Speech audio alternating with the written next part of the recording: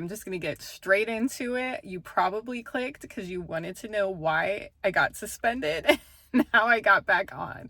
I'm going to show you the clip right now. I'm trying to log into my YouTube account and it keeps saying like fatal error, fatal error. And I'm thinking, what is going on? So I try to log out, log in, and like nothing is working. So I thought maybe it's the Wi-Fi. I see an email from like YouTube community guidelines and I'm like, what did I do? And I'm thinking, oh my gosh, this is a sign. Quit YouTube. Just quit, because now you're in trouble. And it says, we're pleased to inform you, but of course the rest of the thing won't load. I'm like, of all the times, of all the emails, this one doesn't want to load, and I'm in the middle of teaching. And so finally it loads and it's like, we're pleased to inform you, we've reviewed your account and it doesn't go against our guidelines, we've reinstated things. And I'm like, what? Wait, what was I suspended for? So I'm going back trying to find the email, and I saw that like less than an hour, I think it was like at like 5:46, they had sent me an email saying that I was a scammer, something else. I don't know. But it was all these scamming type of things. And I'm like, huh? Me? What? And so then I see that email that's like, oh, we've made a mistake. And that was at like 6:39, so it was less than an hour. So that's my big story on day 3 of Vlogtober. I got suspended from YouTube on accident, I guess, for under an hour. And I thought it was a sign from God to quit YouTube. I'm not going to quit YouTube now that I've been allowed back on. Now that I've been confirmed not to be a scammer.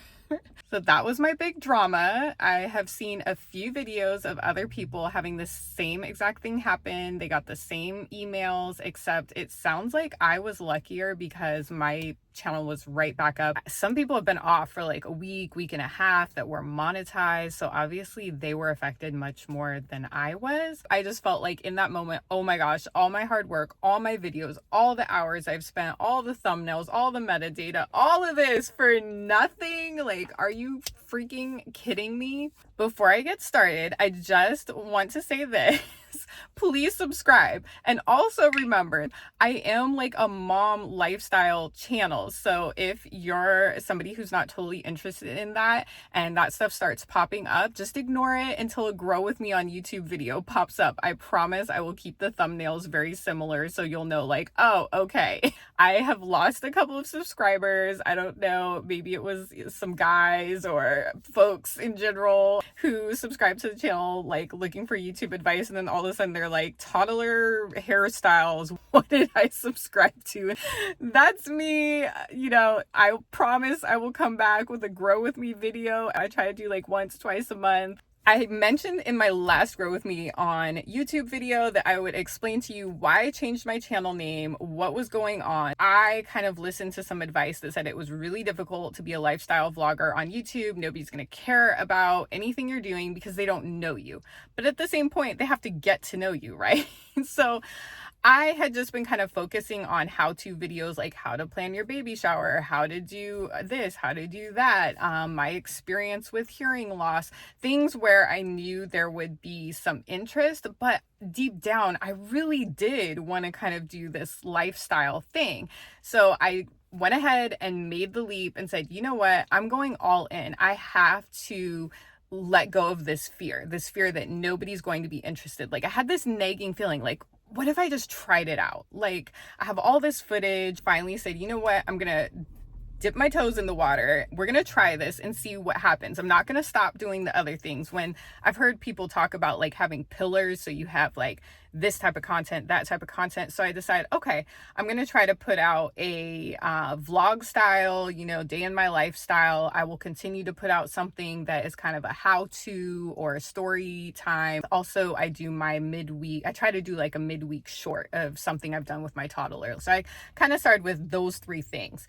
And then Vlogtober popped up, and I'm going to do a whole video. The next video I'll probably do is about Vlogtober and what happened when I increased my posting frequency and did the whole Vlogtober thing. So far, I decided to do just like mini vlogs and focus on that. And I'm seeing it pick up on my channel. So I'm starting to realize like, okay, maybe I'm getting some momentum with this vlog style thing.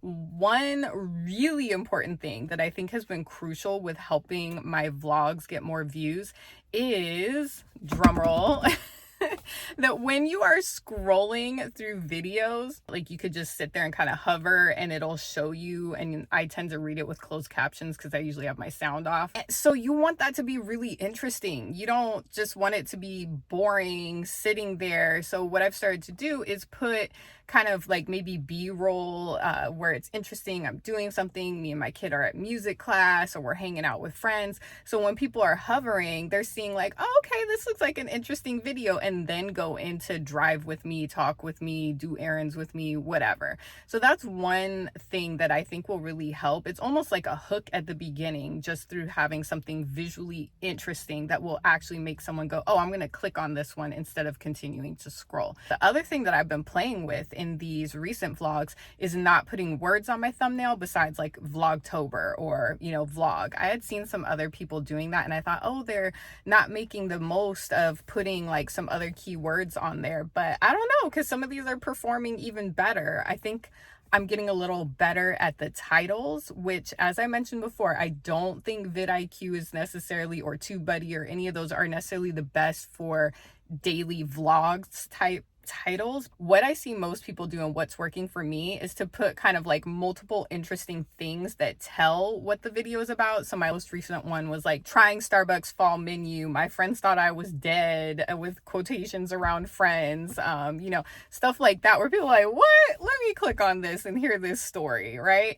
Now, when I put that into vidIQ, it gave me a really low score for my title.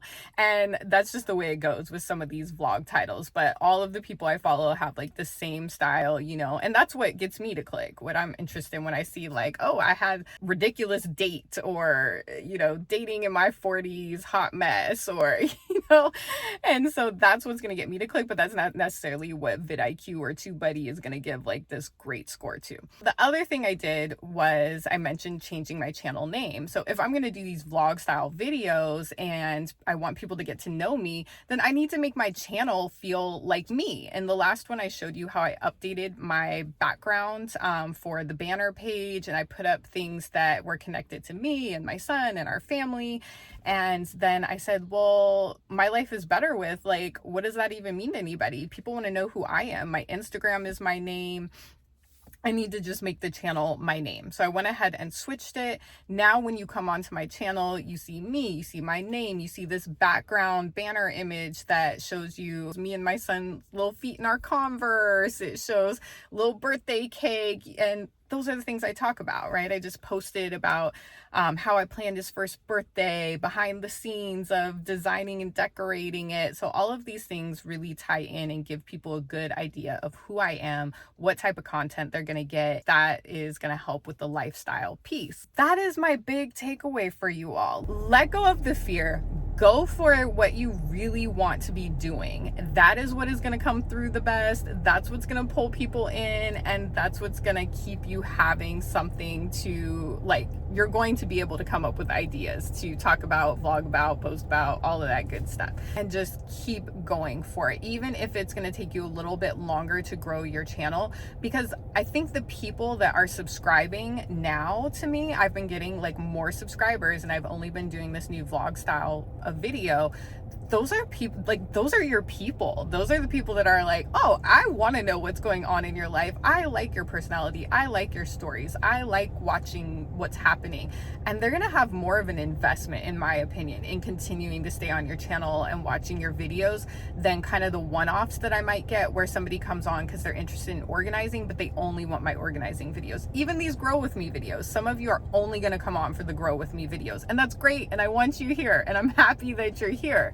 But overall, the people that might really want to watch like all of your stuff are probably the ones that, you know, came in on maybe one of those videos and then hopped over to lifestyle and they're really into getting to know who you are, or people that came in off of a lifestyle and they want to watch all of these lifestyle weekly and or multiple vlogs in a week, and then they're like, oh, there's all this like organizing stuff that ties in. I need to organize my house. Oh, I need to plan my kid's first birthday. Let me hop over here, right? So I feel like it really helps you to build that core following, people who long-term want to stay on your channel and consume your content. So off of the vlogs too, I recently got like a subscriber who's been commenting, and they're really helping boost my engagement on my channel, and I started following them. I've been commenting on their vlogs. That brings me to my last point for this video. I was never like a big commenter or engager, so I watch all of these people, but I usually don't like videos. I usually don't comment on videos. I know that sounds horrible,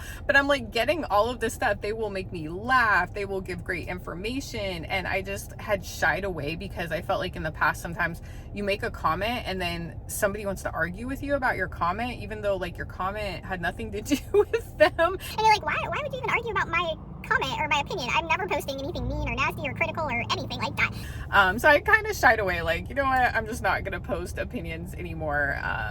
But recently, after having this new subscriber come on and just being really positive and engaging, I was like, yeah, you know, I need to do this more. And also seeing another YouTuber just talk about like this horrific experience they had on another social media platform where people were making hate videos about them, people were just attacking them, and all they were doing was sharing like tips and being really positive. And they talked about why they have left that platform and how they're really trying to build positive community on YouTube and other platforms that are more encouraging. A lot of people were saying in the comments, and me as well, I commented, and it was just like, you know, we really need to take more time to let YouTubers and people that, whether it's Instagram, wherever, like post and let people know when they're positively impacting us, because there's so many people that are quick to be critical, quick to be mean, quick to just put something out there that is discouraging or disparaging, and they need to know all the positive to counteract that. On my last Grow With Me video, I got such positive comments. The Sicilian Life, thank you so much. That was so encouraging. Reviewed by Rocky, boosting me up with like seeing the increase in my subs. So I really appreciate that, and it goes so far, such a long way when you see a comment and that's positive and people encouraging you, and then I go onto your channels and I see like all the subscribers you all have, and I'm like, okay, I can do this. So never underestimate the power of like your one comment or your one like. It really, really does boost people up, and I so appreciate it. I'm so thankful and grateful for it. So that is kind of like where I want to leave this. My main things are, if you get kicked off of YouTube and you didn't do anything wrong, fight to get back on, or hopefully they will email you back very quickly. Don't be afraid to go all in, let go of the fear, go for what you really want to go for on YouTube, the topic, the style, the thumbnail, whatever it is, go for it. And 3, let's just start really boosting each other up with our comments, with our likes, and letting people know when we appreciate like all of the work that they have put out there for us, and try to counteract any of that like negativity that is going on. I will be back soon once I have the results from what happened in Vlogtober to let you know where I'm at. And I want to thank each and every one of you who has been following my videos. My last Grow With Me on YouTube video performed the best by far. It's almost at 200 views. My other ones kind of like struggled along, and one got, I think, up to like 100. I think another one is still under 100. So I am so excited to continue this series and hopefully have more and more to report back to you as I continue to try out new things on my channel. I hope this is helpful to you. Please drop any of your advice in the comments, anything that's helped you out, so we can help each other out, and I will see you all back soon.